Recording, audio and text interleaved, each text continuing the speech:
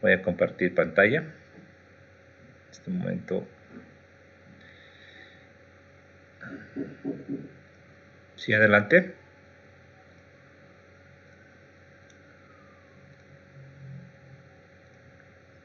Adelante, adelante, por favor. Sí, no, Marito. Oh, gracias. Le agradezco mucho, Marito. Gracias. Hasta luego, bueno, feliz fin de semana, Marito. Muy bien. Para comenzar nuestra materia, ya desde el punto de vista técnico, vamos a hablar de las generalidades del acero. En este sentido, vamos a entrar primeramente a, como objetivos de este capítulo, vamos a hacer una recapitulación de lo que es el acero estructural. ¿Por qué digo recapitulación? Porque la mayoría de ustedes en materias como resistencia de materiales 1 y 2 ya han visto lo que es el acero estructural. Eso vamos a ir viendo y vamos a afianzar obviamente los criterios más importantes. Por otra parte, también es importante, y no es menos importante, saber el proceso de manufactura, vale decir cómo se fabrica el acero, cómo se produce, qué tipos de perfiles existen, etc. Posteriormente también vamos a ver algunas ventajas y desventajas del material como tal, y al último vamos a entrar a lo que será el reglamento AISC, que es el que vamos a llevar este semestre, ¿sí? Muy bien. Vamos entonces a comenzar nuestra clase. Primeramente tenemos que indicar, déjenme hacerlo un poquito más grande, mi presentación, ahora sí. Tenemos que indicar que el acero estructural es un material totalmente industrializado. Vale decir que la fabricación tiene altos estándares de calidad.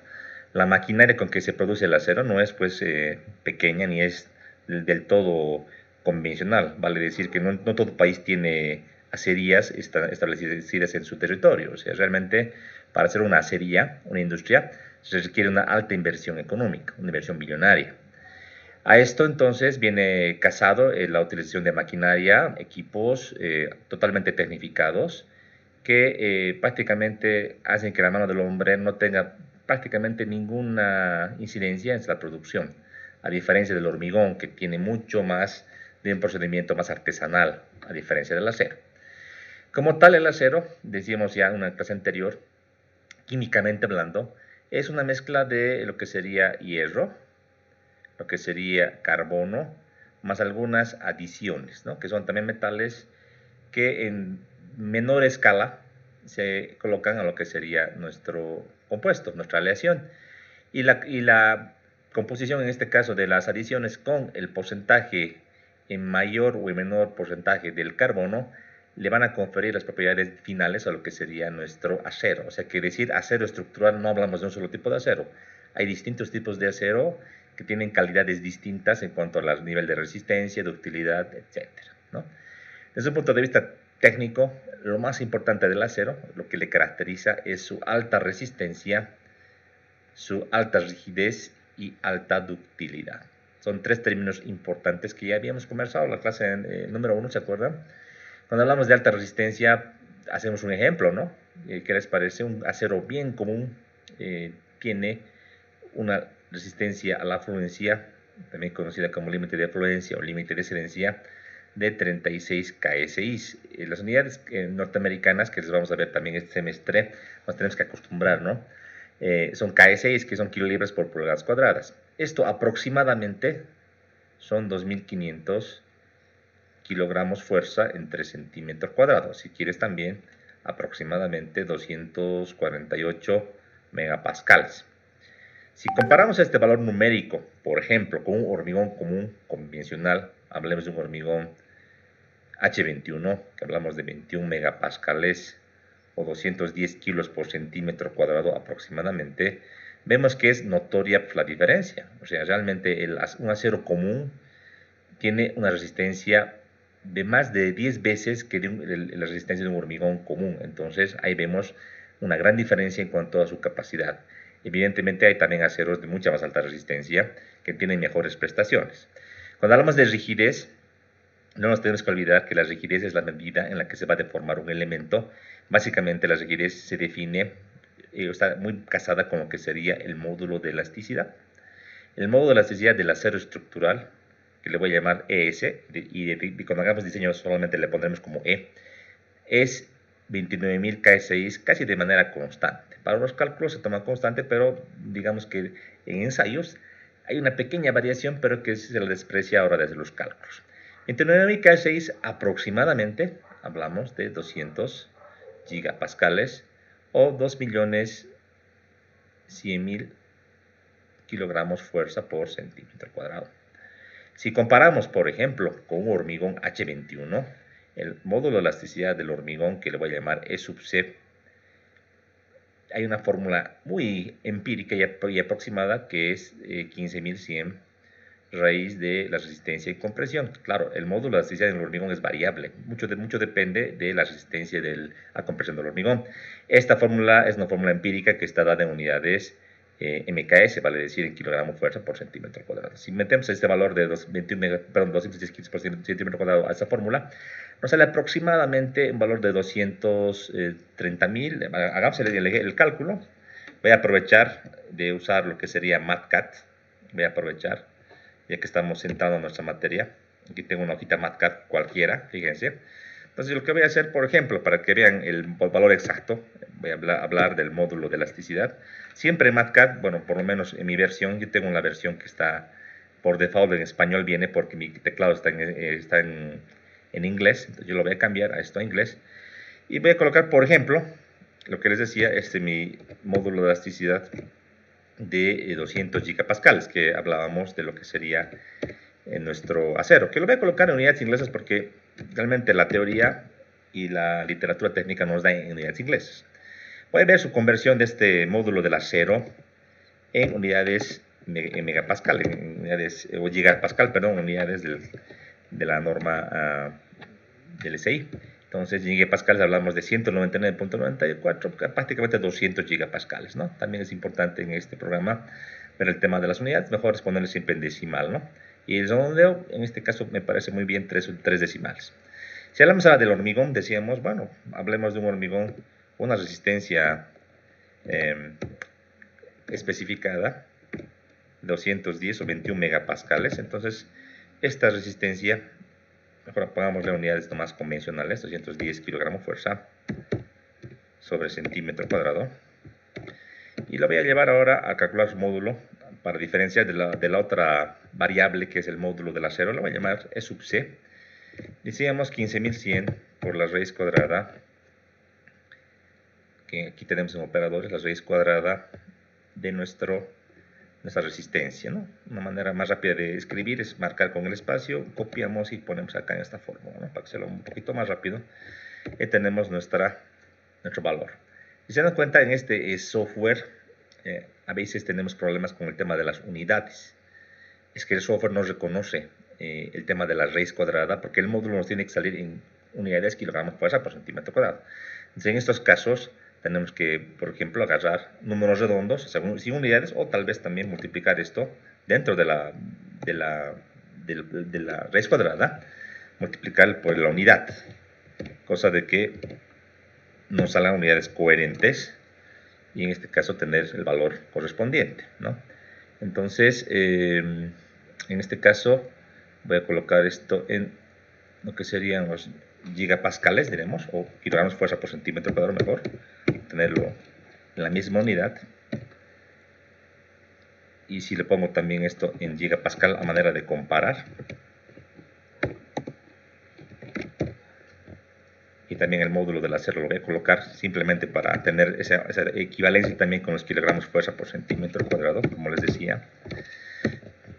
Y vemos que si aproximadamente son 2.100.000, en este caso exactamente 2.038.000 kilos por centímetro cuadrado en el tema del acero, donde ponemos un colorcito para diferenciar.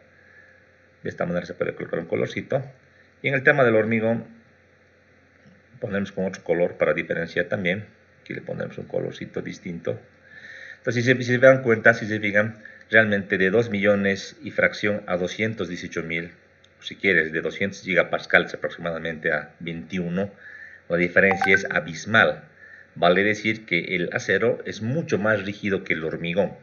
¿En cuánto? Podemos hacer una relación que les parece del módulo del acero entre el módulo del hormigón, así pongámosle.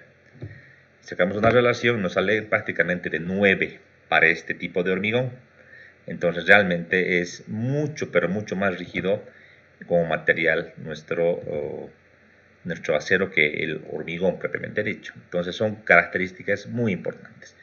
En cuanto a la ductilidad, más adelante vamos a ver específicamente una gráfica, vamos a poder tener una conciencia y un criterio más preciso, pero decíamos el día de ayer, en palabras sencillas, la ductilidad es la medida en la cual, en este caso, un material incursiona en el rango inelástico, sin perder, en este caso, capacidad, y es la propiedad que tiene de incursionar en el rango inelástico por bastante tiempo, es decir, tener una larga deformación antes de su rotura o antes de su falla.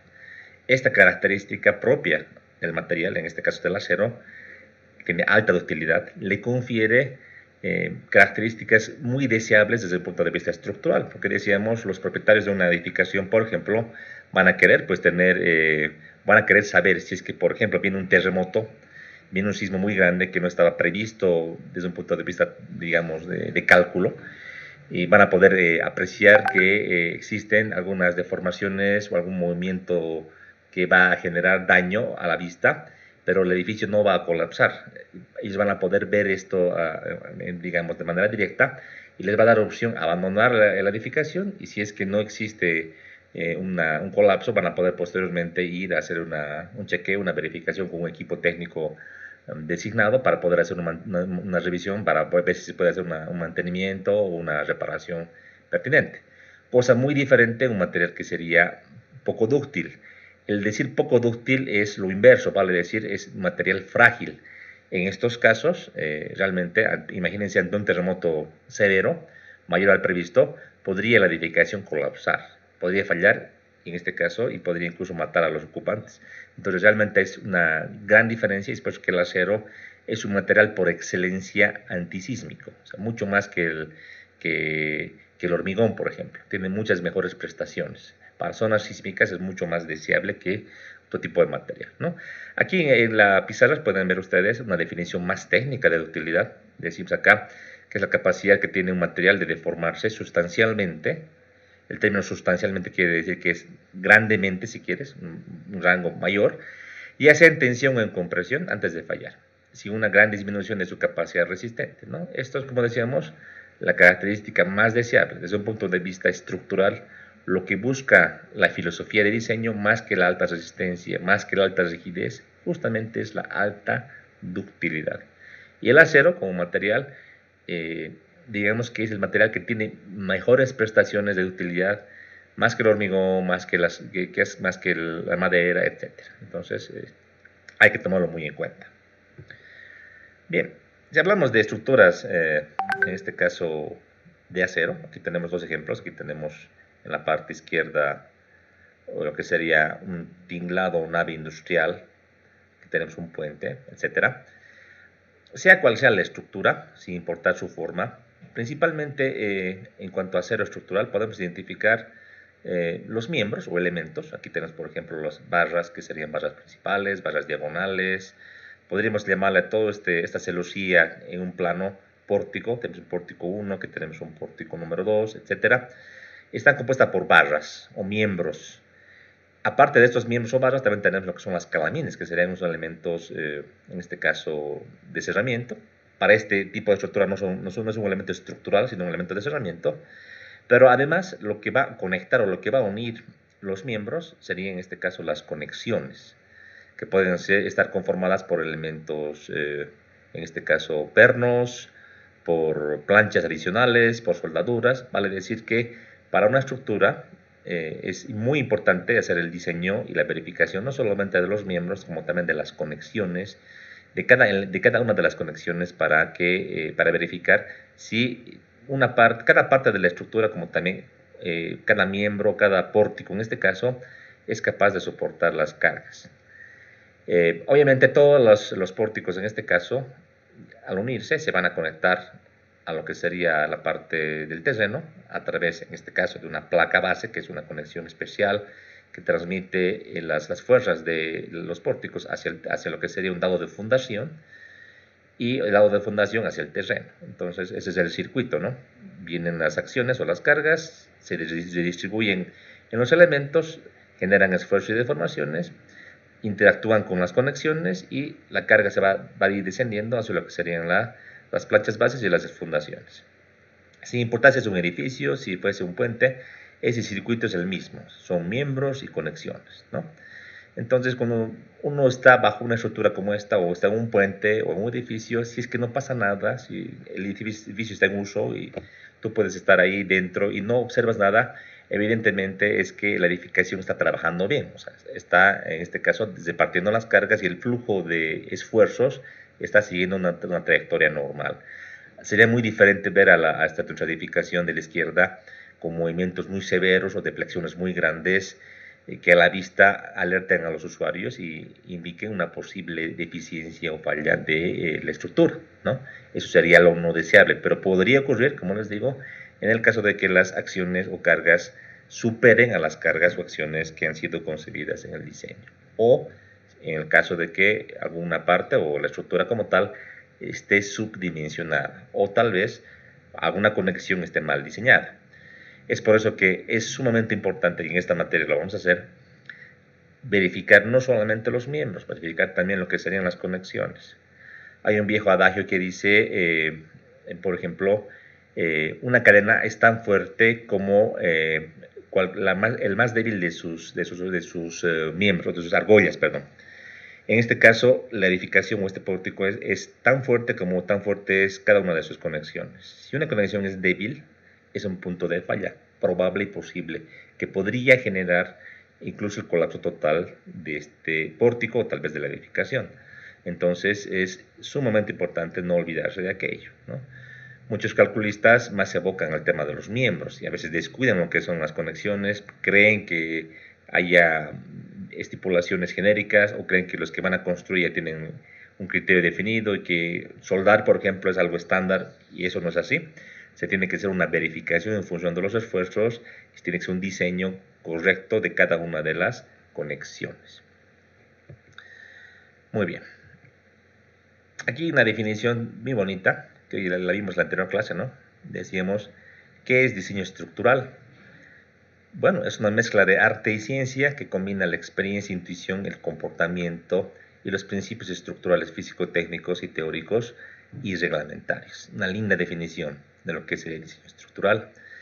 La idea es producir estructuras seguras, económicas, funcionales y también, decíamos, en el tema de arte, estéticas, en lo posible, ¿no? ¿Por qué aquí hablamos, y vamos a esta parte un poco desglosar, por qué decimos físico, teórico, reglamentario? ¿No? Uno puede pensar en lo teórico, en lo que ustedes han visto en las materias, por ejemplo, de resistencia de materiales. Claro, ese comportamiento que ha sido deducido a través de ecuaciones teóricas, por ejemplo, en el pandeo. Pensemos en columnas, por ejemplo. Esas ecuaciones valen, o sea, han sido deducidas por científicos en su época y de seguro que sirven y son la base de lo que sería el diseño estructural. Sin embargo, son modelos teóricos que de nada servirían si no se los prueba. Entonces también se tienen que hacer pruebas físicas y en eso los reglamentos, normas o códigos toman juego. O sea, sería improbable que yo, por ejemplo, solamente coja la ecuación de Euler para diseñar columnas, pensando de que la deducción teórica matemática es suficiente. Desde un punto de vista práctico, si bien lo que dice la teoría es importante, hay que recordar que tiene limitaciones. O sea, Euler ha deducido la ecuación del pandeo bajo ciertos principios o limitaciones. Por ejemplo, que las cargas son totalmente céntricas, que los miembros son perfectamente rectos, que solamente los miembros están trabajando en el rango elástico y etcétera. O sea, tienen limitaciones y para validar o corroborar el comportamiento, debido a que una estructura es pues importante y su colapso puede generar incluso la pérdida de vidas humanas, es que deben hacerse pruebas físicas. A esto lo que hacen los reglamentos o en este caso los códigos de diseño, a más de manejar modelos teóricos, se basan en investigaciones que usualmente hacen pruebas físicas o empíricas a escala menor o mayor para validar el comportamiento estructural de cada elemento, vale decir tensores, elementos de compresión, vigas, elementos de compresión, conexiones empernadas, soldadas, planchas bases, etc. Todo con la finalidad de garantizar el comportamiento. Y van a darse cuenta ustedes, chicos, de que ya al ver los reglamentos y ver las normas, hay ecuaciones que son, por ejemplo, empíricas, que han nacido de las pruebas físicas, ¿no? Y que basan en este caso su validez en evidencia física que ha ido calibrando modelos y que nos dan ecuaciones y criterios que han sido probados y que se conocen como las buenas prácticas de cálculo o buenas prácticas ingenieriles que basan y que nos dan diseños en el rango de la seguridad. De ahí viene el tema, por eso es reglamentario.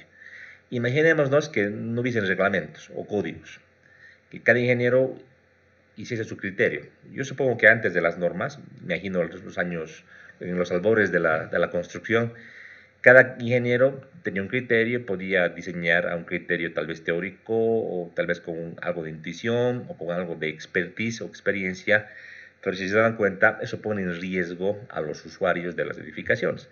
Es por ese motivo que asociaciones, sociedades de ingenieros se han ido juntando, se han ido uniendo para basarse en investigaciones científicas que han estandarizado y han puesto y han dado como fruto reglamentos, normas o códigos de diseño o códigos de construcción sobre los cuales se autoriza hacer el diseño y la construcción de proyectos estructurales. Todo con el afán, repito, de tener estructuras seguras, económicas, funcionales. Muy bien. ¿Qué es lo que no debería pasar? Fallos estructurales. Esto es muy común y muy convencional. Aquí podemos ver. Esto, aunque no crean, es algo frecuente. Yo les hago una pregunta.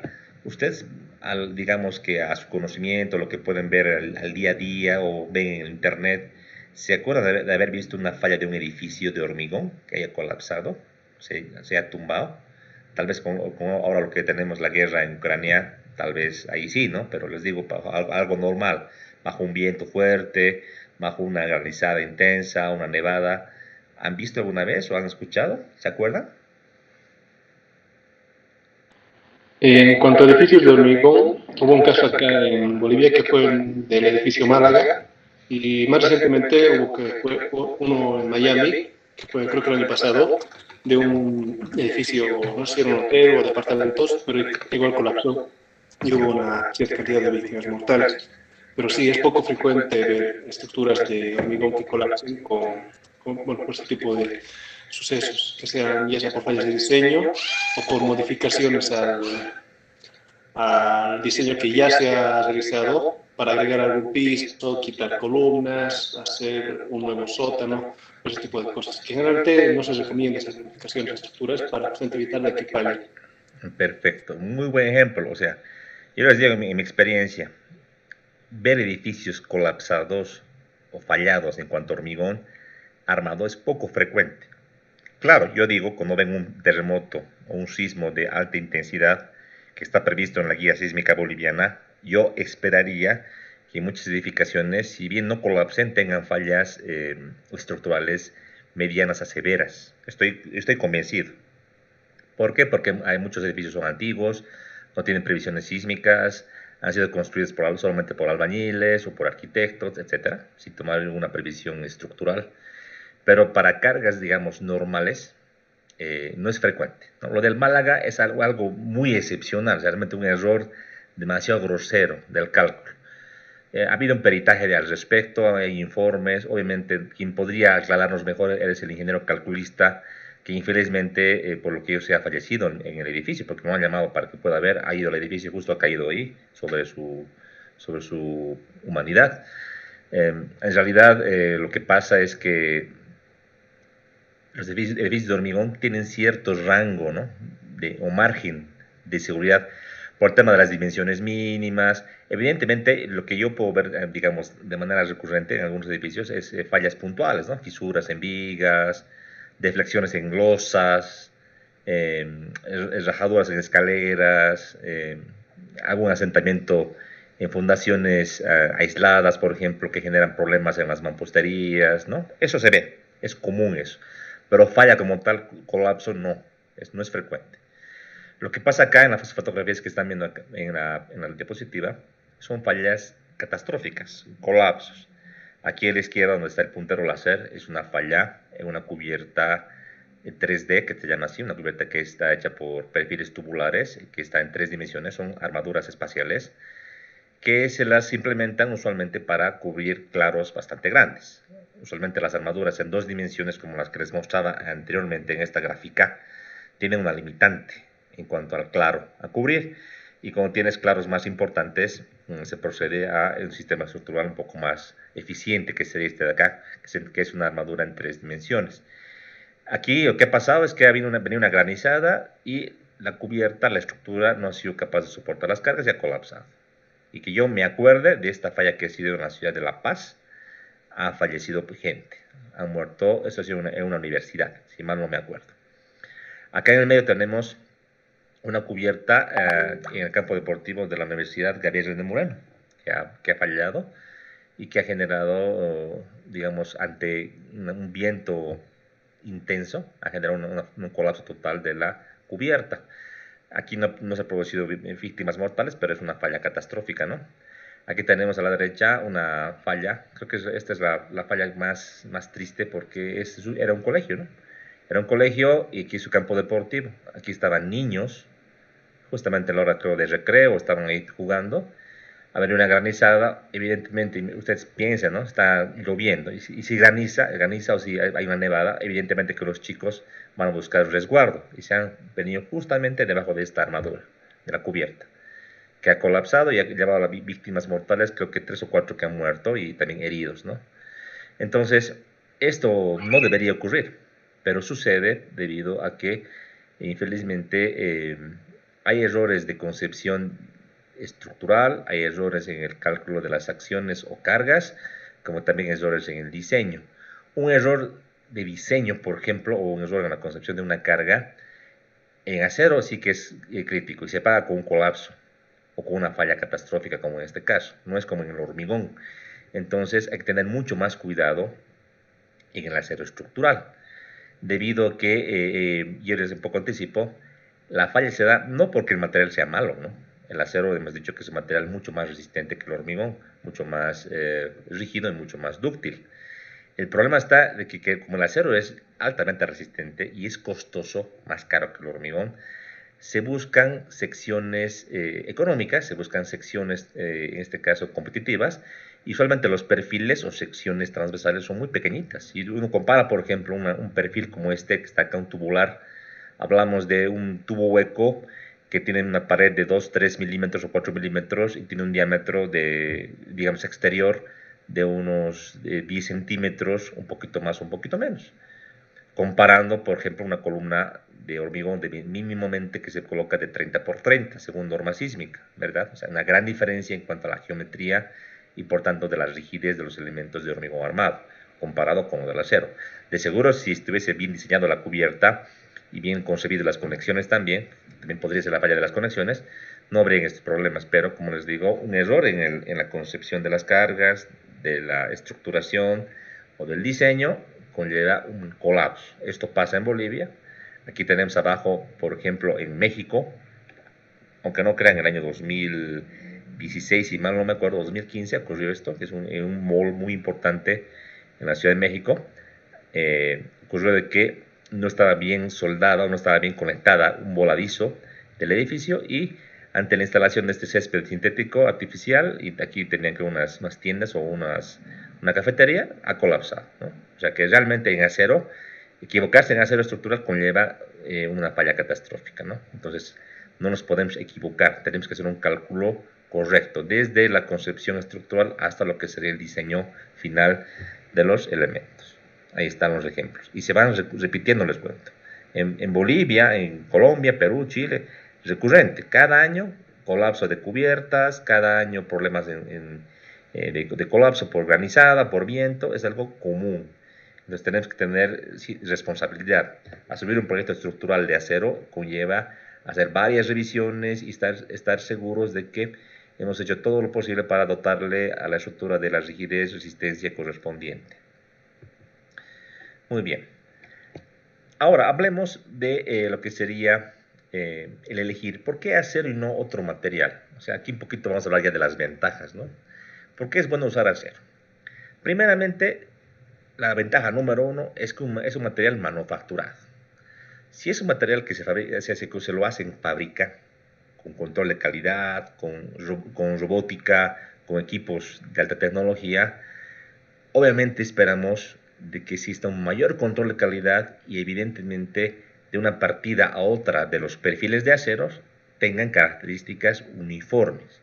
Sería muy crítico, ¿no?, que una empresa que fabrique perfiles de acero saque, imagínense, hoy, el día de hoy un lote de perfiles en forma de I, como están acá, con una característica y el día siguiente otra, ¿no? O sea, sería algo muy crítico porque además los clientes, por más que sean muy confiados de la empresa, lo que uno hace por responsabilidad es sacar un pedazo de una muestra de este perfil y llevas al laboratorio y verificas que cumpla la norma bajo la cual ha sido concebido este perfil. Por tal motivo sería pues posible que la empresa no tenga un estándar de calidad pues controlado. Esto no ocurre usualmente. Lo que ocurre es que las empresas sí, pues tienen un control muy alto y la manufactura industrial genera características uniformes. Una gran ventaja. Comparemos con el hormigón. Aquí tenemos el hormigón, fíjense. Yo digo el hormigón, por más que sea un hormigón premezclado, que nos dé ready mix en este caso, Cobos Hormigón, Golden Concrete, otra empresa, tiene alguna deficiencia en la no uniformidad. ¿Por qué? Por más que tú hagas ensayos, pruebas, saques dosificaciones y todo lo posible, no tienes que olvidarte que los ensayos son de una partecita del lote, o sea, de todo un montículo de arena, grava, sacas una parte para hacer los ensayos. Y te pones a ser observador y sacas una parte de la grava, por ejemplo, te vas a dar cuenta que cada piedrita es distinta, no es igualita. Tiene una forma distinta, tiene un peso distinto, tiene una arista diferente a la otra, puede ser un poquito más plano, un poquito más alto, o sea, realmente no es igual, hay variación. En la arena es también así. Entonces, por ese motivo que el hormigón como tal es un material que no es tan uniforme como lo sería el acero estructural, una gran diferencia. Además que en su fabricación, al usar proporciones, si bien se mejora mucho esto con el tema del hormigón premezclado, si hacemos una mezcla, digamos, clásica en una obra con una mezcladora y metemos el material por partidas con nuestros trabajadores, se generan obviamente diferencias en cuanto a las cantidades, ¿no? No sé si ustedes han tenido la oportunidad de llevar el laboratorio de hormigón y han hecho alguna prueba al respecto. ¿Han hecho alguna prueba para verificar la uniformidad de sus mezclas o no? Eso les quería preguntar. ¿Tienen alguna idea? Bueno, se hacía al menos para lo que era, había un ensayo de, creo que era propiedades específicas o por ahí, no me acuerdo el nombre, de un montón de grava que había en la parte de afuera. Había que sacar una muestra, unos baldes, echarlo al piso, había que mezclarlo y luego hacer el cuarteo para sacar una muestra que sea lo más representativa posible. Y de ahí llevar al laboratorio, medir su masa, luego al día siguiente triturarlo y medirlo también. Pero, o sea, no se tiene una noción exacta de cada una de las partículas, solamente se ha tomado algo que se parezca a la mayoría y de ahí se ha sacado esos índices en la arena que era de finura y digo, no me acuerdo el peso específico de la grava y de la arena, esto que se ha sacado. En cuanto a arena, se ha hecho con hidrometría también, tomando una parte que sea representativa y ver que mezclar, pero siempre hay incertidumbres en la muestra, Exactamente. por él. Esa es la palabra, justo como tú dices ahora. La palabra es incertidumbre. El ingeniero civil trabaja con incertidumbre. Vamos a ir viendo que en mayor o menor medida esta incertidumbre nos genera un desconocimiento y diremos que la ingeniería estructural no es ajena a ello y estamos un poquito todavía lejos de lo que sería lo exacto. Es por eso que los ingenieros civiles no somos matemáticos, ¿no? Somos ingenieros. Al número frío con decimal no vamos, sino vamos a un número redondo. Y eso vamos a ir viendo en las siguientes clases, no se preocupen. Pero si hablamos del acero, prácticamente es perfecto, o sea que no hay variación. Es muy pequeña la variación en cuanto a resistencia, en cuanto a modo elasticidad, en cuanto al peso, en cuanto a la masa, etc. Es casi lo mismo, mientras que en el hormigón no. A mí me ha tocado, por ejemplo, hacer varias pruebas empíricas, por ejemplo, con los baldes de los trabajadores, ¿no? El balde que saca la grava o saca la arena, tú coges el balde, lo enrasas y lo llevas a una balanza, tienes un peso, botas el material, sacas otra partida de la grava, vuelves a pesar y sale distinto, ¿no? Hay un rango de variación, o sea que hacer una dosificación por volumen, por ejemplo, sí es pues tiene diferencias. Lo óptimo es dosificar por peso para estar más cerca, obviamente, de lo ideal. Entonces, si se dan cuenta, eso es lo que pasa, ¿no? Uno dosifica por volumen una obra y entonces tienes ahí variación, no es uniforme. Hay incertidumbre en cuanto al nivel de las resistencias que puede haber. En una misma viga, que entran varias mezcladas de hormigón, pueden haber diferentes resistencias, ¿no? Y diferentes calidades del hormigón. Eso uno puede ver al hacer ensayos con la esclerometría, por ejemplo, que puede hacer en varias partes de una viga. Lo que no ocurre en cuanto a perfiles de acero estructural. Es mucho más uniforme. Una gran ventaja. Si hablamos de madera, ya un poquito también entrando a esa temática, aquí tenemos una pieza de madera sacada de una tronca. Y si se dan cuenta, aquí tenemos lo que serían los anillos de crecimiento. Una tronca de madera, al sacarse de un árbol, eso vamos a ver la clase siguiente, no se utiliza al 100%, o sea, de toda una tronca, que no es perfectamente circular, ni mucho menos, así diremos, una parte es lo que sería la corteza y otra parte es un material que no es estructural, que no sirve, es la parte viva, si quieres, del tronco. Y la parte central es la que a ti sí te va a servir y la que nos sirve desde el punto de vista estructural. Esta parte media o central se llama duramen, ya se lo vamos a ver más adelante. Esta parte central, si hacemos un acercamiento, tiene anillos de crecimiento como aquí se muestra. Hacemos un cortecito de una parte de la tronca y tenemos aquí lo que sería una sección rectangular que se llama escuadrilla. Si se fijan, claramente se nota lo siguiente. Aquí tenemos los anillos de crecimiento dentro de esta sección, de esta cara.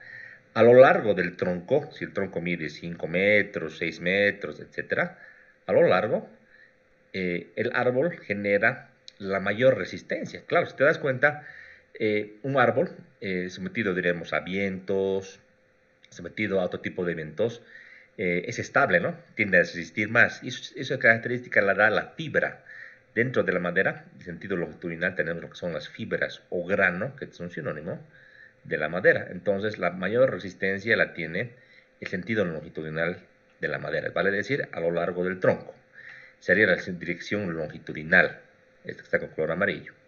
Y tenemos otra dirección, en este caso que es perpendicular, perdón, es tangencial a lo que sería los anillos de crecimiento y perpendicular a lo que sería evidentemente las fibras, y nos da pues la sección tangencial. Entonces, dentro de un mismo elemento de madera tenemos tres direcciones principales. Una longitudinal, que es la de mayor resistencia, una tangencial y una radial. En las tres direcciones, la madera tiene tres tipos de resistencia distinta. Tiene diferente resistencia, digamos que a la compresión o la tracción. Tiene diferencia en cuanto al módulo de elasticidad y diferencia al coeficiente de Poisson, cosa que no ocurre con el acero, que es mucho más uniforme, y también el hormigón. Entonces diremos que la madera es un material mucho más heterogéneo, no es uniforme para nada, y trabaja diferente en las tres direcciones. Entonces, si se fijan, ni la madera se salva el tema de no ser uniforme, mientras que el acero sí tiene esa característica fundamental. ¿Sí? Con la madera estructural, pero con el acero estructural ahora, tenemos un bajo índice de desperdicio. Claro, yo si voy a fabricar, por ejemplo, esta cercha, yo todo lo voy a configurar en unidades o en dimensiones estándar, ¿no?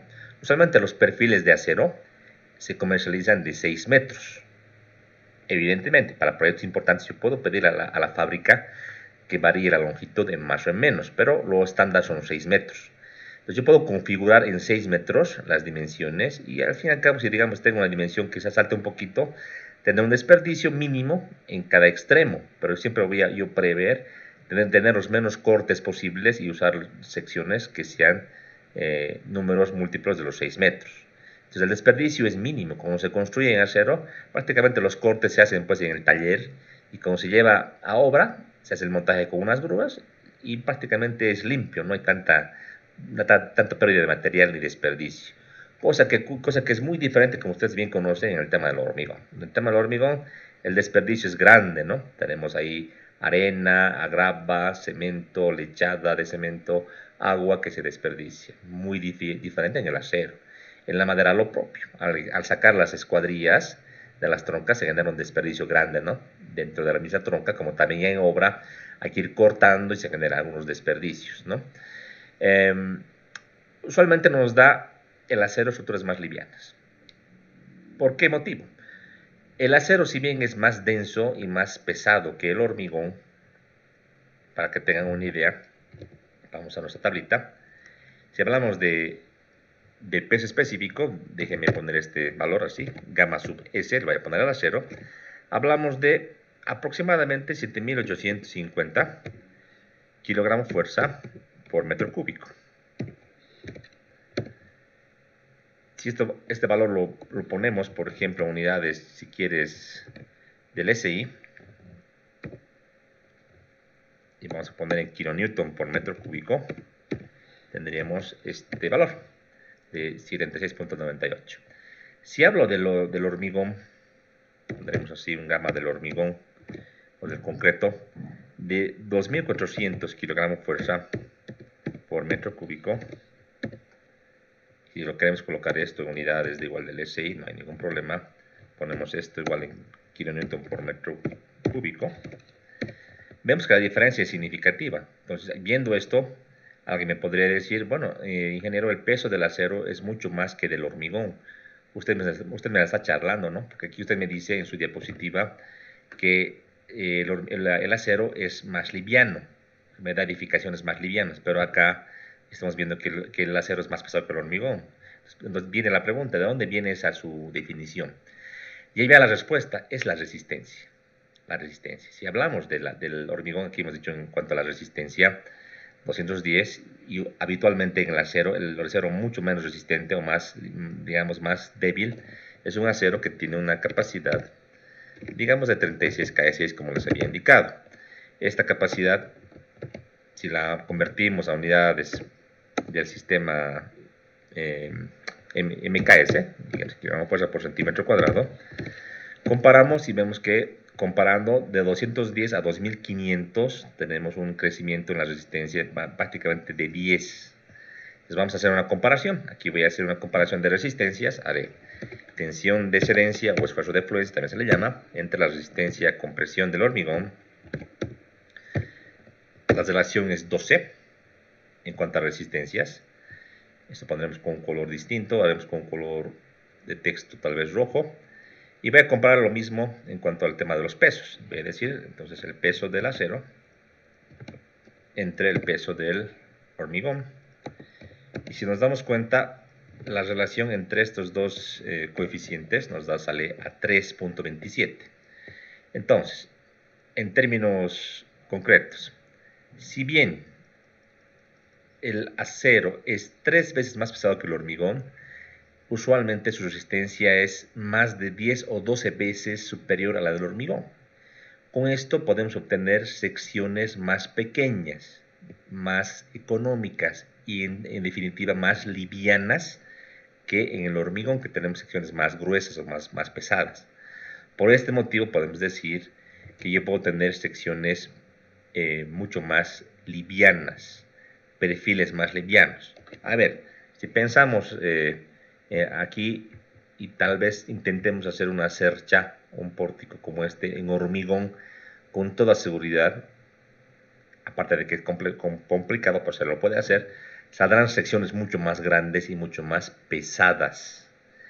Secciones pesadas son malas para el tema sísmico. Como todos conocemos, la acción sísmica no es una carga como tal, sino es el movimiento del terreno, que va a producir fuerzas inerciales en la estructura, vale decir, el movimiento de la edificación va a generar fuerza, y ese movimiento está muy vinculado a la masa de la estructura, porque fuerza es masa por aceleración, ¿verdad?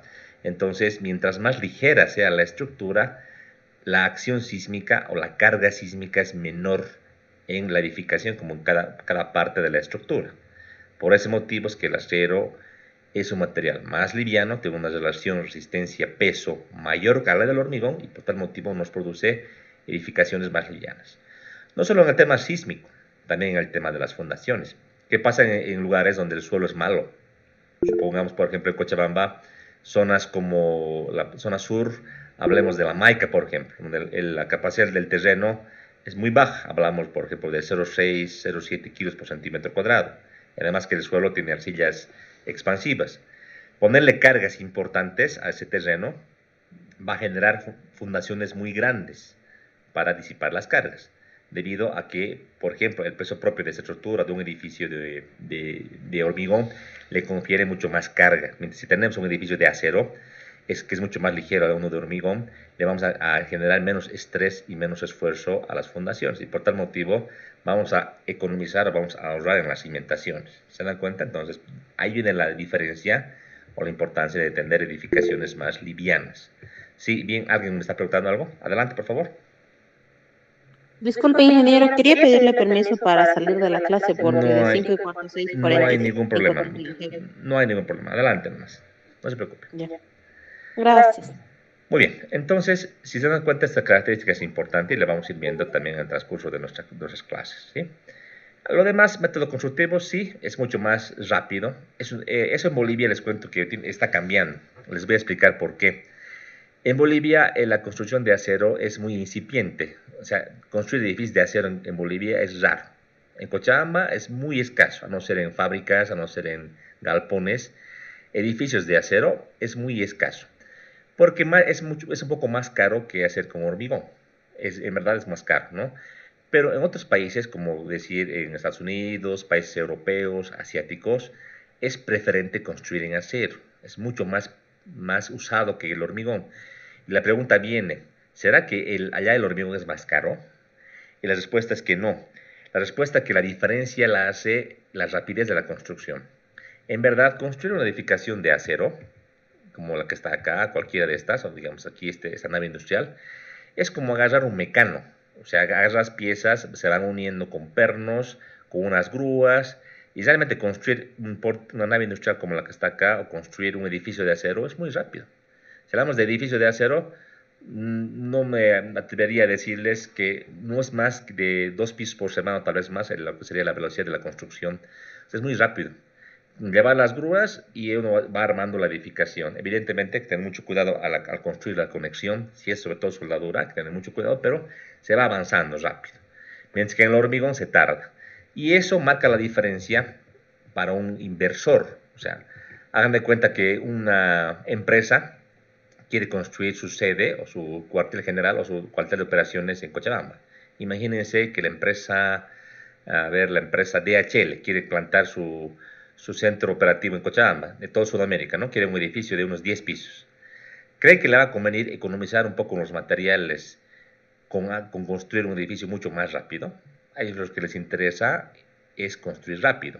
Ellos quieren rápidamente retomar la inversión que han puesto para el edificio para ya entrar en funcionamiento y recuperar, o para alquilar a sus departamentos, en el caso de unos condominios, o en el caso, por ejemplo, de tener oficinas, también alquilarlas. Entonces, a los inversores, más que la diferencia en el costo de la construcción, les interesa la rapidez que se entregue el proyecto.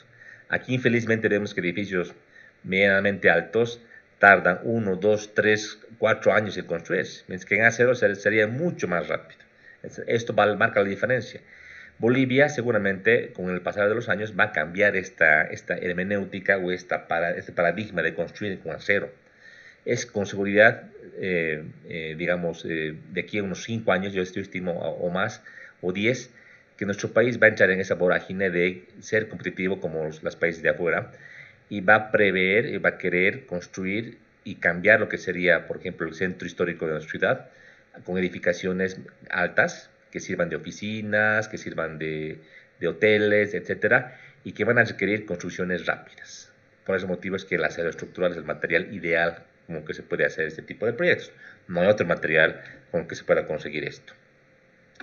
Hablamos de secciones eficientes. Aquí viene una pregunta. Esta parte de sección eficiente, yo quisiese preguntar a alguien del curso. Yo voy a elegir de aquí de mi lista. Aquí tengo que sería nuestro Meet. Voy a elegir. Ahí, por ejemplo, voy a buscar a alguien nuevo en lo posible. A ver,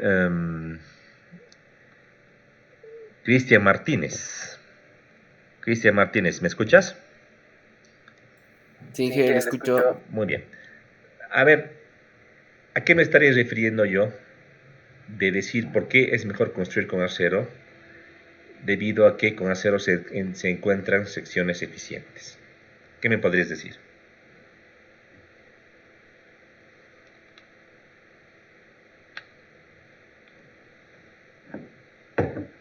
¿Alguna idea que tengas?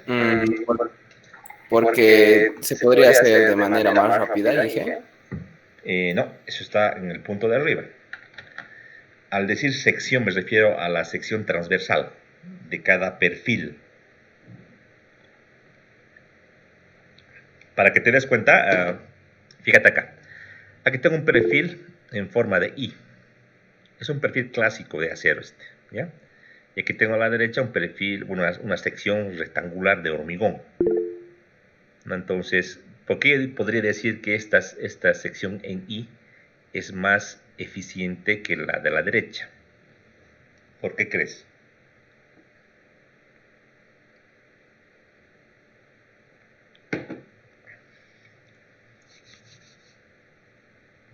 ¿Alguna idea? Esto viene de las resistencias de materiales, ¿no? Que ya han llevado ustedes en anteriores semestres.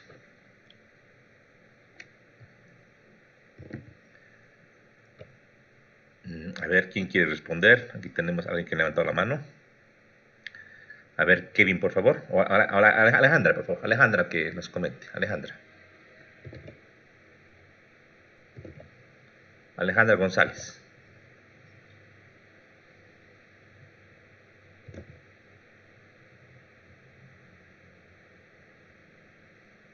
Alejandra, ¿me escuchas?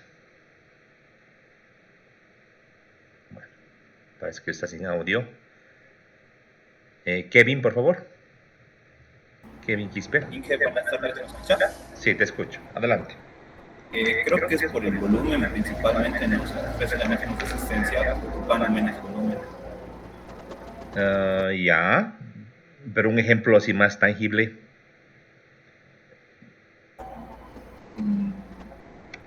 Últimamente las ventanas estos que hacen con perfiles de aluminio son mucho más livianas en comparación a la madera, son más prácticas, de más fácil armado. Ya. Y como les digo, no ocupan mucho volumen.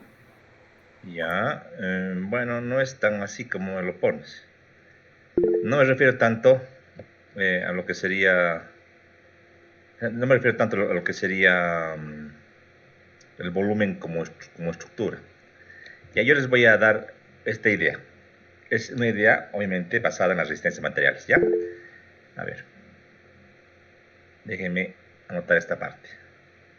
Hablemos de una sección como esta, que tiene forma de I, como la que estoy dibujando. ¿Ya? Esta forma, esta sección transversal, yo me acuerdo que en los cursos de resistencia de materiales enseñan y te dicen lo siguiente. Esta forma es mucho más eficiente desde un punto de vista estructural. Aquí voy a colocar sus ejes principales, ¿ya? Comparando, por ejemplo, a una sección rectangular. Yo aquí al lado voy a dibujar una sección rectangular, como esta, la que estoy aquí dibujando. ¿Ya? Y yo voy a suponer que esta sección rectangular, que es así maciza, tiene área semejante. Vale decir que tengo un área 1, aquí tengo también un área 1. O sea, las áreas son semejantes. Para la misma área, y pongamos también los ejes principales, son los mismos, que tengo el eje X y aquí el eje Y, así lo voy a colocar. Para ambas secciones transversales, si yo quiero calcular la resistencia a la flexión de un miembro, digamos que una viguita simplemente soportada como esta, bajo una carga puntual P y una luz L, ¿qué es lo importante? Pues lo importante es pues la rigidez que le confiere la inercia. La resistencia de la sección de la viga está casada con la inercia. ¿En qué eje? Si es que yo voy a colocar la sección transversal de manera vertical, como está aquí colocado, o sea, de manera vertical, ya sea esta o la sección rectangular así de esta manera, la inercia que va a trabajar va a ser la inercia del eje X, ¿verdad? Del eje X. Entonces, yo voy a trabajar con la inercia del eje X. Entonces la idea va a ser, si este es el elemento 1, este es el elemento 2, aquí pondré área sub 2 para no confundir, ¿no? Área 1 igual a área 2, así lo voy a colocar. Entonces la idea es encontrar qué sección transversal tiene la mayor inercia. ¿Cuál será la que tiene la mayor inercia? La pregunta, ¿no?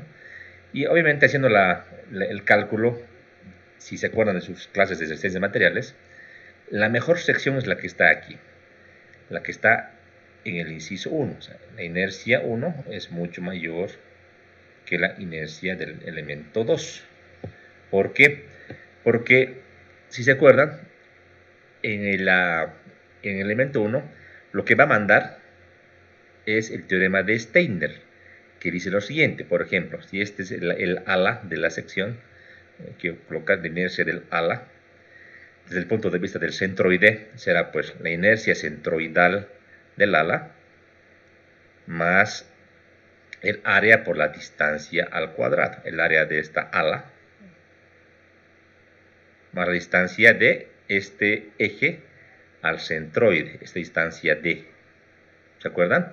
Entonces, mientras yo aleje más el centroide de esta ala, de este eje centroidal, o mientras más grande sea esta ala, o sea, mientras más ancho tenga, más espesor tenga, voy a ganar más inercia. La clave es este componente del área por la distancia al cuadrado, más que el componente que está aquí. Entonces, si se dan cuenta la parte que está acá, si yo podría inscribir, si quieres, una sección en forma de I dentro de este rectángulo, toda esta parte que está al medio, que lo voy a achurar con color amarillo, toda esta sección que está aquí, prácticamente no aporta nada a la ecuación de la área por la distancia al cuadrado, porque prácticamente está muy cerquita del eje X. Prácticamente no aporta nada de inercia. Solo juega como peso muerto que le incluye o que le va a dotar de más peso a la sección transversal.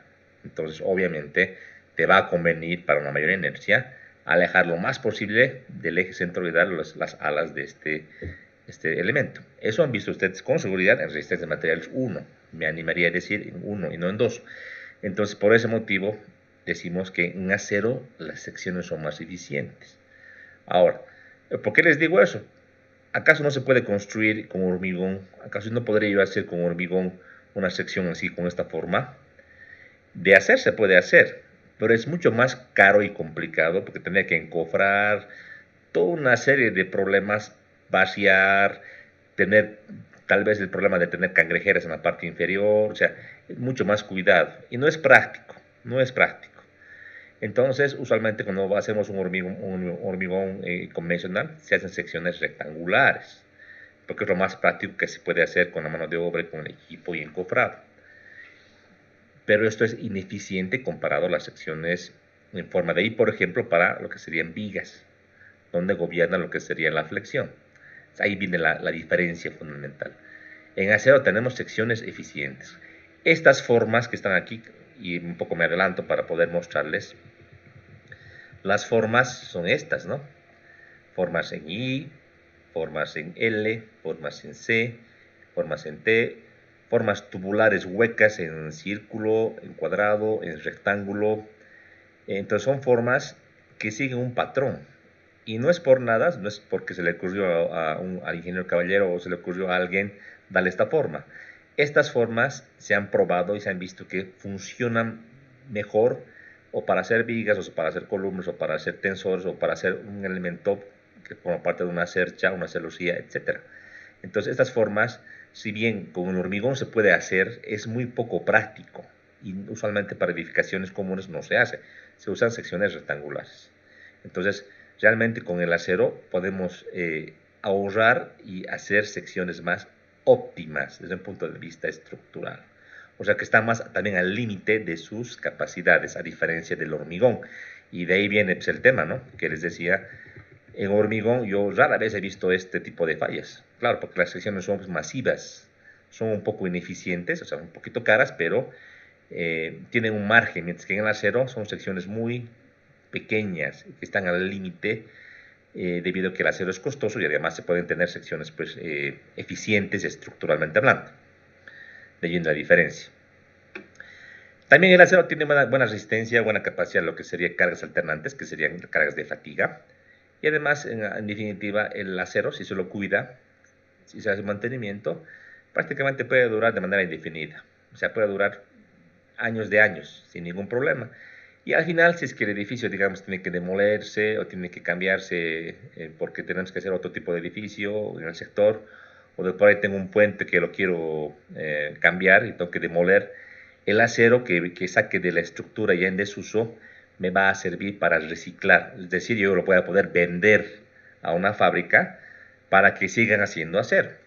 Aunque no crean, a nivel mundial, las factorías, que aquí me apoyo a demostrarles el proceso de fabricación del acero, este proceso de fabricación es el tradicional, o sea, a través del mineral, el mineral de hierro y lo que sería el carbón, todo un procedimiento en un alto horno que se llama para fabricar el acero. Este procedimiento, que es el más típico, el más costoso y también diremos el más contaminante al medio ambiente, ya a nivel mundial hay una tendencia de reducir esto y irse más por el tema del reciclaje. Vale decir que el procedimiento ya es distinto, ya no se utiliza tanto lo que sería el materia prima, sino que se usa material ya como chatarra, que llega a la factoría y entra a unos hornos eléctricos y sigue un procedimiento similar al que les estoy mostrando. Entonces, hay esa diferencia notoria comparado con lo que sería una fabricación común. Entonces, aún así, aunque tú tengas tu edificación, tengas tu puente, tu estructura ya en desuso, igual puedes seguir ganando dinero, o sea, vas a recuperar parte de la inversión inicial al vender el material reciclado. Cosa que no ocurre con un edificio de hormigón, que al demolerlo, bueno, queda escombro, más bien te va a costar más caro a ti llevar eso a un botadero y generar todo lo que tienes que generar para evitar una sanción del municipio y además generar contaminación ambiental, ¿no? Entonces, como ven, hay grandes ventajas del por qué usar acero estructural y no otro material. ¿Alguna pregunta que tengan de esta parte? ¿Alguna consulta? Ya. Como ya pita, adicional a lo que les he explicado, que sea un material uniforme es una gran cosa, porque todas las ecuaciones de resistencia de materiales que ustedes han visto, prácticamente todas, se basan en que el material es uniforme, ¿verdad? Entonces, realmente las ecuaciones de resistencia de materiales o de mecánica de materiales se aplican al acero estructural. Si ustedes se acuerdan de la literatura que han avanzado en resistencia de materiales 1 y 2, en la mayoría de las ecuaciones, cálculos, lo han hecho sobre la base de metales, como el acero. ¿Se dan cuenta? Cálculos sobre el hormigón no han hecho muchos, ¿no? Tampoco sobre la madera, porque son materiales que no son uniformes, son heterogéneos, no son homogéneos. Entonces, es más difícil asimilar las ecuaciones teóricas, las idealizaciones teóricas a lo que serían esos materiales, mientras que en el hormigón, en el acero, es mucho más cercano. Por ese motivo que el acero es un material óptimo hasta para hacer los cálculos, porque sigue más las simplificaciones y los lineamientos que han seguido los grandes teóricos y pensadores y también que han generado lo que serían las teorías de las resistencias de materiales. Bien. Ya para concluir, porque esta parte voy a pasarles en videos, solo para su conocimiento, ¿no? Obviamente el mineral de hierro no viene así purito, ¿no? Viene en aleación. Viene, por ejemplo, ahorita los términos correctos, viene como hematita o viene como magnetita y otros que contienen el mineral hierro. O sea, vienen en piedra mezclada con una aleación, ¿verdad? Y en este caso, este material que lo va a juntar con el carbón mineral dentro de ese procedimiento constructivo de manufactura, va a generar el acero, ¿no? Todo el procedimiento no es bueno leerlo así. Yo les voy a pasar esto en un video explicativo donde vamos a explicarles paso a paso qué es lo que se hace, cómo se hace. Es importante conocer y saber. Lo que ustedes tienen que saber, pero, es que al final ya el acero, prácticamente en estado así medio todavía maleable, en caliente, pasa y se forman unos planchones. Estos planchones otra vez se recalientan al rojo vivo, hablamos de temperaturas cercanas a los 800 a 1000 grados Celsius, para que sea un material otra vez maleable y pasa por unas máquinas. Las máquinas se llaman laminadoras. Estas laminadoras le dan la forma a los perfiles metálicos. Estas laminadoras en caliente le dan la forma que tú quieras, ¿eh? Formas de I, formas de T, formas de C, varillas o tubos. Entonces, por eso se conoce que el acero estructural, usualmente el que vamos a manejar en este semestre, se llama acero laminado en caliente. Es justamente por este procedimiento. De los planchones se recalienta y se envía a las laminadoras. Alguien podría pensar, pero ¿por qué hacen esto, no? ¿Por qué no directamente acá que esté en caliente lo pasan en caliente a las laminadoras? Lo que pasa es que no todo el acero va a ir pues, a hacer perfil, ¿no? Algunos van a hacer placas, van a hacer planchas, algunos aceros van a quedarse como plancha para que sea parte de un motor, parte de una máquina. No todo es perfil, ¿no? Entonces por ese motivo se acumula y posteriormente pasa a lo que sí tiene que ser el perfil por este proceso de laminado en caliente. Es así. Todo este procedimiento yo les voy a explicar a detalle en unos videos para que lo tengan clarito y sepan cómo es el proceso, ¿sí? Tanto de la producción clásica, que sería con alto horno, como la producción del el acero a través de chatarra, que sería con hornos eléctricos. Ambos procedimientos les voy a explicar para que sepan claramente qué es lo que tienen o cómo se hace el acero, ¿sí? Felizmente yo pude asistir el año 2017 a una fábrica en Corea del Sur, una fábrica muy grande, una fábrica de Hyundai Steel, donde pude ver a primera mano el proceso de fabricación del acero en alto horno. Evidentemente, y felizmente las fotografías o los videos no han sido posibles de sacar, porque de hecho pues hemos sido una industria, una fábrica a nivel mundial grande, y nos han pedido pues que dejemos los celulares en un lugar. O sea, era imposible sacar pues alguna imagen, ¿no? Era algo, es un secreto de Estado. Lo que sí les puedo yo comentar, me ha encantado esa experiencia, que al inicio obviamente todo este material está cerca de lo que sería un puerto donde despachan lo que serían los barcos, a través de cintas llegan y acumulan el material y luego pasan a unos silos inmensos, ¿no? Dentro de los silos, y como comentario, ¿no? Para que tengan una idea de lo que tenemos en Bolivia, ¿no? Ahí estábamos en un domo bien grande. Aquí tenía todo lo que sería una máquina que controla unos brazos mecánicos, aquí una torre. Y aquí había material, aquí está un material acumulado y era interesante, aquí había material medio, o sea, era hierro, pero digamos de un tipo, ¿no? De un mineral, de un color. Había otro que era de otro color que estaba por acá, había otro que era de otro color un poquito más claro y así acumulado en montículos, ¿no? Y obviamente la pregunta salta y les dijimos a los coreanos, a ver, queremos saber por qué tienen diferente color de entrada, ¿no? Están separadas ahí en montículos. Y nos dicen lo siguiente, todos son mineral hierro, ¿no? En su composición química. Sin embargo, cada uno procede de un país distinto. En Corea del Sur no tienen ellos recursos naturales, no tienen ni siquiera, para que tengan una idea, hasta lo que sería los alimentos los importan. En el tema del mineral de hierro, importan de varios países.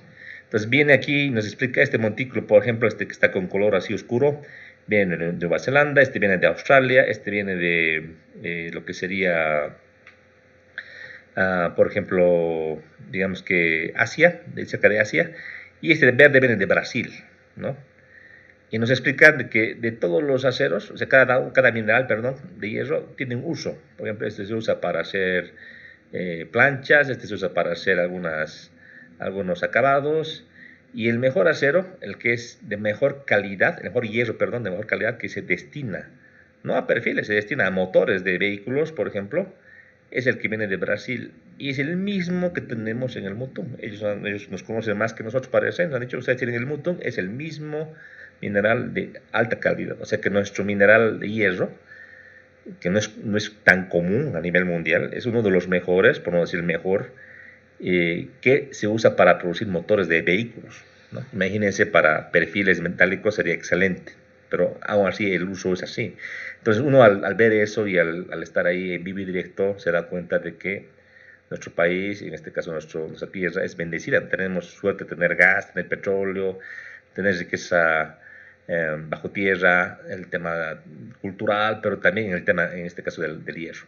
Imagínense, tenemos una suerte inmensa y seguramente cuando se active o se reactive esta industria en nuestro país, Vamos a hacer una potencia a nivel sudamericano para poder, Dios mediante, producir perfiles metálicos, producir motores o tipo de equipos y no exportar. Ojalá que no sea solo exportar la materia prima para que otros países como Corea u otros fabriquen los perfiles. Ojalá que no, pero tenemos ese potencial. ¿Sí? Muy bien. Todo este proceso les voy a explicar a detalle, no se preocupen, un poco me lo estoy saltando. ¿Ya? Y para acabar la clase de hoy, yo quiero entrar a ver esta parte, ¿ya? Lo anterior lo voy a explicar con los videos, pero esta parte es importantísima. Algunas propiedades físicas. Esto de acá tienen que ustedes saber muy bien, o sea, prácticamente de memoria, no tendrían por qué olvidarse. Para poder hacer un diseño, un análisis estructural y posterior diseño, es sumamente importante conocer las propiedades físicas mecánicas de los aceros. En primera instancia, si hablamos del peso específico del acero, hablamos de que el acero tiene un peso específico estándar. Si bien hay diferentes tipos de aleaciones, la variación no es significativa. Entonces, de manera puntual podemos decir lo siguiente. De manera puntual, el acero pesa en unidades inglesas 490 libras fuerza por pie cúbico. Su equivalente, 7.850 kilogramos fuerza por metro cúbico. O si quiere, 7.85 toneladas por metro cúbico. Es el peso del acero. La variación no tiene que ser significativa, es esta la que está acá. ¿Por qué tanto vamos con unidades inglesas? Porque realmente la industria del acero ha nacido en países como Inglaterra, Estados Unidos, entonces todo está parametrizado en unidades inglesas, ese es el motivo. Pero las conversiones no son difíciles, más aún si tenemos el MATCAD como les he mostrado hoy día. El módulo de elasticidad, les cuento que se han hecho varios ensayos y para diferentes tipos de aleaciones de acero hay una variación muy pequeñita, es chiquita, y por ese motivo se toma como un parámetro universal de cálculo que el módulo de elasticidad es uniforme para cualquier tipo de aleación de acero. Se toma como el valor de 29.000 KE6, que esto equivale, como habíamos visto, prácticamente a 2.038.000 kilogramos fuerza por centímetro cuadrado. Un valor constante. Una gran diferencia si hablamos de lo que es la madera o el hormigón, donde los módulos son variables. El coeficiente de Poisson, hablamos de un coeficiente para los cálculos estáticos de 0.3 directamente, y un coeficiente de dilatación térmica en unidades inglesas, o sea, en Fahrenheit a la menos 1, de 6.5 por 10 a la menos 6. Esto igual sirve para poder hacer una verificación de la dilatación o esfuerzos que se pueden incorporar en una estructura debido a la coacción que se puede hacer ante cambios térmicos, por ejemplo, en un puente. Son parámetros definidos que no cambian y ni van a cambiar, ¿sí? De acá también podemos deducir el módulo cortante. Como ustedes conocen de sus clases de mecánica de materiales o sus clases de mecánica del medio continuo, el módulo cortante está digamos, bien desarrollado de manera analítica como el módulo de elasticidad entre 2 veces 1 más el coeficiente de Poisson. Para saber cuánto es el módulo cortante, vamos a plantear esto. Vamos a hacer un calculito, vamos a agarrar a nuestro MATCAD. Aquí lo vamos a plantear. Entonces, el módulo cortante, G le vamos a llamar, 2 puntos, sería el módulo de elasticidad entre 2 veces 1 más el coeficiente de Poisson. Voy a colocarle la letra U de esta manera y voy a ponerle igual. Vamos a ver que al no definir una variable, MATCAD me pregunta y me dice, mire, en la planilla está el módulo, correcto, los demás son números, pero este valor B chica no está definido, por ese motivo no me calcula. Entonces MATCAD requiere que arriba o a la izquierda se define esta variable. Lo que voy a hacer es definir a la izquierda, voy a marcar esto con control C, voy a la izquierda, control V, 2 puntitos para definir la variable y le voy a colocar 0.30, que es adimensional, ¿verdad? Y ahí tenemos el módulo cortante. Yo quiero unidades inglesas, voy a marcar y voy a colocar esto en KE6 y tengo exactamente 11.154 KE6. Si quiero tener este valor del módulo cortante de unidades del sistema internacional, lo puedo calcular, por ejemplo en megapascal, y tengo 76.903. Entonces ahí están los valores exactos de lo que serían los parámetros de cálculo tanto del coeficiente de Poisson como el módulo cortante, que es muy útil para el cálculo de, por ejemplo, parámetros de torsión, que eso vamos a ver en este curso. ¿Sí? Entonces, como se darán cuenta, realmente en el acero estructural los parámetros están bien definidos. El módulo es constante y por ese motivo también hacer constante Poisson, puedo tener un módulo cortante constante. En la norma, por si acaso, la norma de acero no maneja decimales. Usualmente en la norma de acero maneja el módulo como 29.000 K6, que es constante, y el módulo cortante le da un valor constante de 11.200, o sea que es donde este valor calculado, ¿sí? Eso si está en la norma hay que cumplirlo, eso, pero cuando veamos ya cálculos vamos a revisar. Pero la conversión exacta es esta, como la que está acá, ¿sí? Muy bien. Parámetros que tenemos que saber estos de memoria, no nos podemos olvidar jamás, ¿sí? Bien, esta parte, que es la parte final del día de hoy, yo quería compartir con ustedes. Es la curva tensión de formación, ¿no? A todos nos han enseñado en la materia de resistencia de materiales una curva de tensión de formación muy básica, ¿no? La que aquí voy a dibujar. A ver, yo que me acuerde, el ingeniero que me dio las clases de resistencia de materiales 1 me dijo lo siguiente. Bueno, vamos a ver la curva de tensión de formación, en este caso, de un material, del acero. Entonces, perdón, vamos a colocar nuestra herramientita de ejes, ahí está, y ahí está. Entonces, dijo lo siguiente, tenemos la curva y teóricamente tengo una parte que es totalmente lineal. Aquí la voy a dibujar, una parte lineal, y de ahí una parte que es más o menos lineal, un poquito puede variar. Luego el material se endurece y falla. Es la curva de tensión de formación. Y me han explicado, bueno, aquí tenemos lo fundamental, el punto de fluencia o cedencia, Fy, y aquí el punto de máxima resistencia a tracción, que también la norma le llama la resistencia a tracción del acero. Otros libros le llaman el esfuerzo último o esfuerzo máximo, ¿ya? Que voy a colocar como la letra Fu. Aquí tenemos el valor sigma, o si quieres F, que es la resistencia o esfuerzo, que puede estar esto en KSI, puede estar esto en megapascales, puede estar esto en kilogramo fuerza por centímetro cuadrado. Y aquí tenemos la deformación unitaria, epsilon, que simplemente es la variación de la longitud entre la longitud original. Entonces aquí puedo también describir en esta curva, y digo, en esta parte lineal, aquí tengo un epsilon y, y aquí tengo otro valor epsilon sub u, que me vincula a las deformaciones unitarias para lo que sería la fluencia y para lo que sería el esfuerzo máximo a tracción de un acero. Eso es lo que nos han enseñado. Y adicionalmente, obviamente, en esta parte lineal, yo digo, aquí como es constante y es totalmente lineal, aquí tengo definido a este ángulo que está acá, el módulo de elasticidad, como la tangente del ángulo alfa, ¿verdad? Ahí está. Esta curva tan sencilla, en realidad no es tan así. O sea, realmente en la práctica, la curva es como la que se muestra acá en esta gráfica. De un acero dúctil, como el acero A36, que luego les voy a explicar más específicamente, si se grafica, y un poquito aquí se acorta, porque aquí tenemos la gráfica exacta, toda esta parte, fíjense, es una parte muy larga, la parte que se elonga, pero si lo hacemos un poquito más corta esta parte, en la parte plástica, nos queda una gráfica como la que se muestra aquí. Entonces, en la parte, si se quiere, del pico máximo de la parte elástica, y el material tiende a perder resistencia y va cediendo, va fluyendo. Entonces aquí tenemos como una zona en la cual el material se va alargando, pero no sube su resistencia. Llega hasta un punto D, donde el material como tal, o las moléculas del material, se endurecen. Se llama punto de endurecimiento, y otra vez el acero tiende a coger más resistencia. Hasta un punto máximo donde ya el material no soporta más y tiende a bajar su resistencia hasta el punto F, donde se rompe, donde se destruye el material. Aquí hay diferentes puntos de interés. Aquí tengo el punto A, B, C, D, E y F, ¿ya?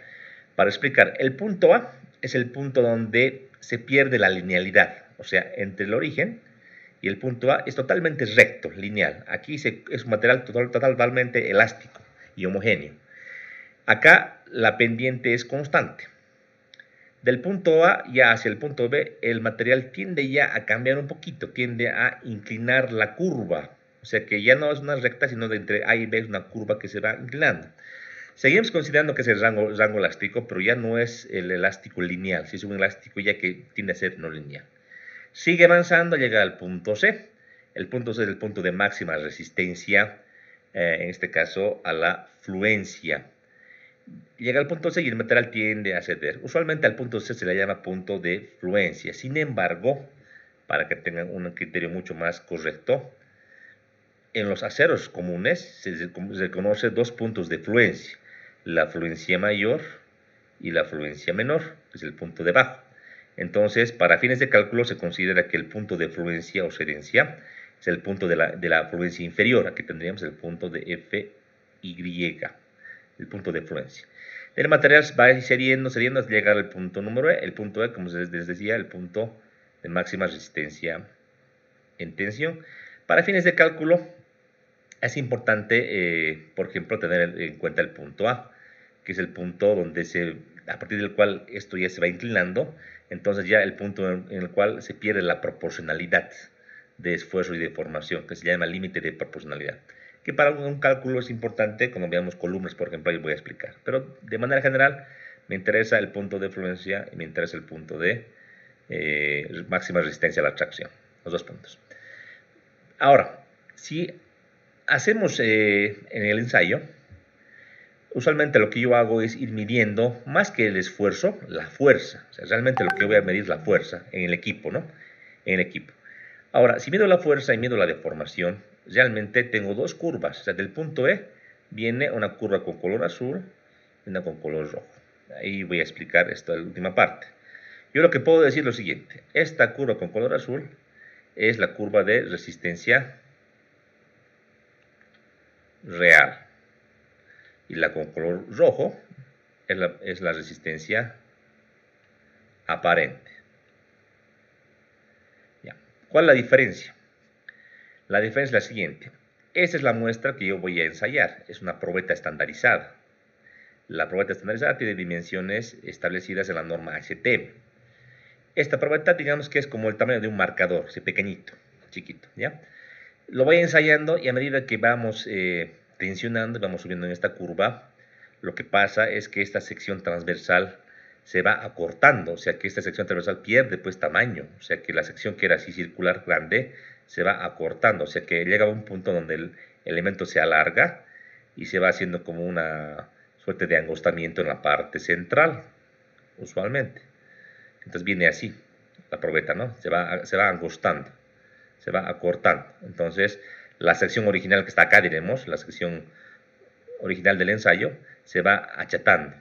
Y llega a un punto en el cual para la rotura se va a hacer mucho más pequeño y se va a hacer mucho más chiquito y al último se rompe. Lo que pasa es que para los cálculos, si se dan cuenta, sería muy difícil que yo agarre y vaya midiendo la reducción de la sección transversal. O sea, que yo diga, ahora para el cálculo del esfuerzo, que esfuerzo es fuerza sobre área, yo diga, voy a medir el área reducida. Voy a decir, esta área que es el área 2, voy a medir y voy a comparar con esta área 1, que es el área original, diremos, ¿no? No es práctico, pero si yo midiese el área real, evidentemente, yo tendría la curva con color azul. O sea que el esfuerzo seguiría aumentando. Claro, si tengo el área original.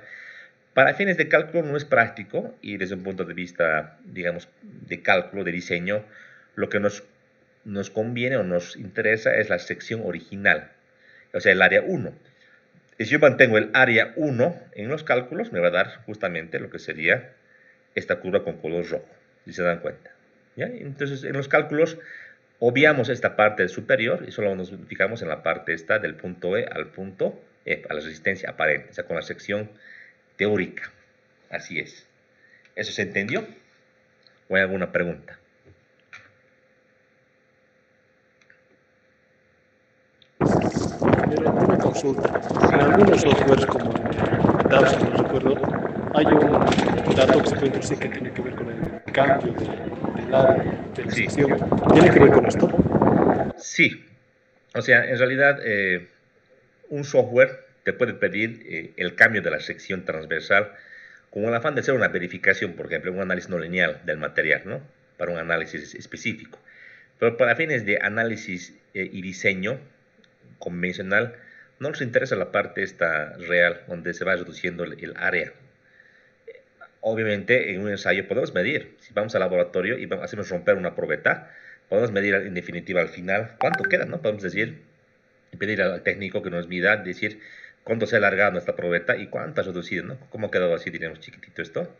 Le podemos preguntar y que nos lo mida, diremos, ¿no? ¿Cuánto será la sección reducida? Le podemos decir y decir, bien, esta área que está aquí, ¿cuánto es esta área chiquitita? Esta área 3, diremos. Se puede pedir. Pero para fines de cálculo, en tensión, en compresión, con lo que veamos, vamos a considerar siempre el área original, el área 1. O sea que no es común hacer esta verificación, aunque se la puede medir, ¿no? Pero para fines de diseño no es tan relevante, ¿no? Como les digo, la curva con rojo es la que se usa para los cálculos, no la con color azul. Pero es bueno que ustedes conozcan, porque ustedes cuando hagan o vean la literatura o tengan que ver con algo, van a poder identificar y saber la diferencia. Bueno, buen comentario. Bien, aquí vamos a quedar. Yo para la clase siguiente me comprometo a subir los videitos de toda esta parte que me he saltado, de la parte constructiva, de la parte de fabricación del acero, como también algo más, y obviamente les vamos a dar una practiquita, ¿ya? Yo voy a hacer un ejercicio de lo que sería la curva de tensión de formación, así con una parte numérica, para que ustedes hagan un calculito, ¿ya? Del tema del MatCat, yo tengo la versión 7 instalada, sé que ya hay una versión más moderna, pero no creo que haya cambiado mucho, ¿no? Yo les recomendaría que ustedes se descarguen este programa. Lo pueden encontrar en cualquier video de YouTube. Yo igual les voy a subir el instalador, ¿no?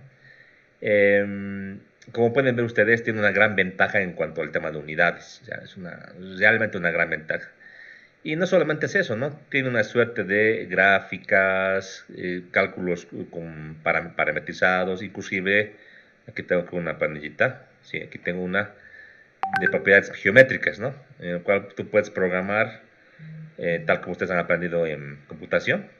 Y, por ejemplo, esta panellita te puede generar, para cualquier sección transversal, te puede generar una gráfica, y te puede generar las coordenadas del centroide. Esto es importante porque cuando veamos nosotros cálculos de secciones, a veces las secciones o los perfiles no son, digamos, no son de catálogo. Uno tiene que armarse una sección transversal, entonces podría ser que tengas una variación en la sección transversal y ahí tengamos que modificar y calcular las inercias, áreas, centroides. A veces es complicado hacerlo manual, hay que saberlo, obviamente, ustedes lo han aprendido muy bien en las materias respectivas, pero a veces es más práctico, como les digo, hacer pues todo automatizado. Sería ideal que ustedes puedan pues aprender a manejar un programa como el que les digo, que realmente yo les digo vale la pena y les va a servir seguramente para su formación profesional sin duda alguna. Entonces yo les recomiendo usar este programa. Obviamente hay una curva de aprendizaje, ¿no? Yo les voy a tratar igual de dar unos videitos, me voy a dar tiempito de grabar de la parte inicial de cómo se hace el uso de las fórmulas, del solver y de las gráficas, como también de la parte de programación básica. Y el tema es ir haciendo, ¿no? Yo, por ejemplo, ya cuando veamos diseño como tal, voy a hacer en las clases planillas. O sea, esto de que está aquí hecho hoy día, digamos que no es, digamos, algo tan avanzado, ¿no? Pero haremos planillas, por ejemplo, de diseño. Digamos, aquí tengo, a ver, digamos, esta pregunta. Ojalá que me pueda abrir, que no voy a cambiar de dirección. Digamos Entonces, este ejercicio que está acá, lo vamos a hacer en clase. Usualmente en hacer un ejercicio en MatCat se tarda entre media hora, 40 minutos, ¿no? Hacemos el ejercicio y yo les voy a dar una práctica. Les voy a decir, miren, tiene que ser una práctica. Esta vez, es decir, el perfil era un angular, ahora hagan con un perfil C, diremos. Pero para que no tengamos diferencias y les pueda colaborar también con el tema del tiempo, yo esta planilla les voy a pasar así como está, así editable. Y ustedes van a modificar en la planilla donde corresponda para calcular un perfil C, diremos. Todo con el afán de que ustedes también vayan aprendiendo no solo el uso de la planilla, sino usar las ecuaciones de la norma y entender. Realmente hacer a mano es muy bueno, pero hacer en planilla te abre las posibilidades, porque al principio te vas a equivocar o no va a salir un parámetro, va a salir error, y el ir viendo el error dónde está y el ir modificando algún parámetro, con seguridad vas a ir aprendiendo y sabiendo cómo funciona la lógica del diseño de un miembro o de una conexión. Entonces es importantísimo esta parte, ¿sí? Entonces hay que animarse, yo les digo, al que no quiera, Excel también es fantástico, pero Como pueden ver ustedes, realmente es una maravilla. Este programa nos da una gran ayuda en el tema de unidades, fórmulas, gráficas, y yo les pediría que tengan la paciencia para poder aprender. Los que manejan, fantástico. Los que no manejan, esto es día a día. Yo subiré algunos videos, les voy a compartir algunos videos míos también, y poco a poco tienen que ir haciendo, hurgando, probando. Aquí se aprende haciendo, o sea, mirando el video no se aprende, haciendo se aprende, ¿ya? Eso sería. Usualmente el MATCAD 7 les pide una computadora de cierto nivel. Si es que no pudiesen instalar esta versión, con que si están en la versión 3, 4 o 5, no hay problema. Es prácticamente lo mismo, no varía mucho, ¿sí? ¿Alguna duda que tengan para acabar la clase? ¿Pregunta que tengan, duda, inquietud? Ya. Entonces, yo con esto acabaría la clase. No sé, Inge, así adelante, adelante. estos días no va a tomar lista, ¿verdad? No, de hecho que estos días no voy a tomar lista. Y déjenme, voy a detener la grabación, por favor, gracias.